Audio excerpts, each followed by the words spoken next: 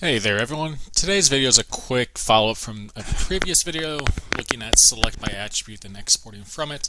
It's another example of what we did in class, also associated with an assignment that the students are doing with ATS, or American Terrorism Study Data, from a spatial project that we finished up last year. So the main part was the ability to select in a couple different ways. One was to select out a specific state. In the assignment, it's California, with all the California counties as well. So you do two different selects and then export out to make it only so one specific state is the focus. For today's video, I'm going to select a different state, but to show a similar process to it. So with that, if I wanted to select out Arkansas and then all the counties that are within Arkansas, I'd first start, and you can do this either way with the state boundary or your county file itself. You can see here I have multiple data sets pulled up. This is just from a different project that I had up already, but same process works. So since we're only doing one state, it's actually fairly straightforward. We don't have to do a big select by attribute, but if we go to our attribute table, we could do a select by attribute where the name of the state is selected and we have it equals to Arkansas. But since we're also only selecting one state, if we look at this and we right click on name and put it in ascending order, so we go alphabetical that way. If we just select Arkansas over here, click on the left so it's highlighted, you can see now Arkansas is highlighted here. That's what we want to see. With that, we can now see we have 1 out of 49 selected. With that, we can right click, go to data, export feature, and this is where you just want to remind yourself where you're saving the data. For us, the state of Arkansas. So direct ArcPRO to save it to a folder. If it's your working folder, homework, or the desktop, whatever that might be for you, make sure you're saving it to where you know. Give it a second here to pop up.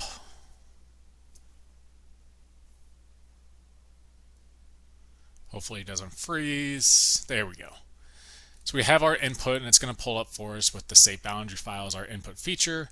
It automatically wants to save it to a geodatabase for us, but I don't want that. I want to save it to a specific folder. So if I go to output location, I can direct this to a specific folder just like we've done on many assignments before. You're telling ArcPRO where to save this. For me, going to my desktop, and then I'm going into courses, and then spatial analysis of social data, spring 2022, ATS data. I'm going to click OK. In name, I'm just going to put Arkansas since it's the state, and after it, so I realize what this is, it's just the state field itself. So I can go ahead and click OK. Now it's going to select out only 1 of 49 from this state boundary file. That includes DC, so that's why you're seeing it. So you can see now, if I were to unclick the state boundary file, those boundaries disappear, but I still have Arkansas in black because it's a new layer, automatically updates and adds it to our content over here. Get in the habit, anytime you select something and you see that there's blue, something selected, or if you have the option up here when you're in the map tab, click clear. So this will get rid of anything that's selected. You always want to start with a fresh selection when you're trying to export out data. You never know how that might affect you in the long run. Alright, so now we have the state selected out. So now the next step is we just want counties within Arkansas. For the homework, you have a couple different files, but they're all related to county. So I'm just going to select one of these. It doesn't really matter which one, but I'm going to open up this county ATS file. Again, I'm going to go into the attribute table. And you can see there's 3,142 counties in the US here. What we want to see, you can see here, the name is actually the name of the county. The longer version of it, what we want to have is to select based on the state. So you can see here the variable name or the column name that has the state attached to each county is name_1. So that's what we're going to select by attribute on. So here we can select by attribute by, since we have the attribute table open up here, or if you're in the map tab, you can select by attribute at the top. Since we already have this open, I'm going to go ahead and select by attribute. We want to have a new expression based on this file itself. And since we know the name of the variable that we want to use to select on, similar to what a filter would be in Excel, where name underscore 1, and these are in the same order. So if I scroll down, name underscore 1, and its default is equal to. And then the cool part is if you have string, and oftentimes even numbers will work for this, they'll generate your options within it. So we could go in and select any state we wanted. For our purposes, it's just Arkansas that we want to select. Hit OK. And now you can see only the counties within Arkansas are selected. So we have 75 out of the 3,142. In the same fashion, I'm going to right click, data export feature.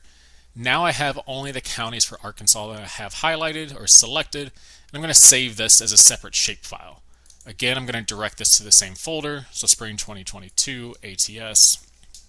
And I'm going to put counties AR with ATS at the end of it so I know it's related to terrorism data. Click OK.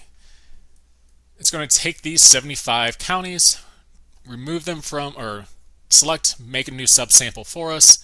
And now if I turn off all of the counties behind it and turn off the preparatory event dot, you can see now I'm left with just one state with the counties within it. So if I were to right click on Arkansas state, go to zoom to layer, I can now see the counties within Arkansas. And within that, I can see which one had a preparatory activity. We only had one. In class, we did go over it multiple times, and this is just a reminder of, say you wanted to add a label if you're not familiar with Arkansas. And myself, being from here, only know a couple, being Pulaski in the middle, Washington, and Benton up here where I live. But you can right-click, turn on your label, and if it doesn't bring up, there it goes, it popped up for us. If it did generate the actual county name for us, if by chance you're trying to label something that's not the correct field, if you open your label properties, all you do is change what it is down here for the expression once it pops back up.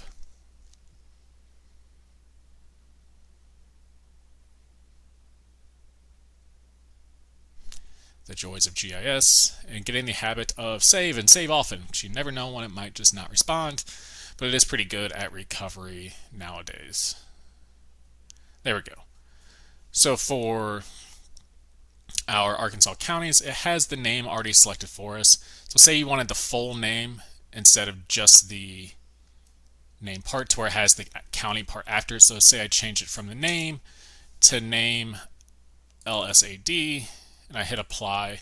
This one's going to add the county part to it. That's all it's doing there. So if I didn't like that and I wanted to change it back, I could change it back to the name or any field I really wanted to in here. It can be numeric, doesn't have to be string itself, but it gives you the option there to where then when you go into layout and add your title, north arrow, scale bar, all the good stuff to make a final map, you have it zoomed in, you have some key features and labels that help you contextualize your findings or what you're trying to display. With that quick video, if you have any questions, please reach out. If not, take care.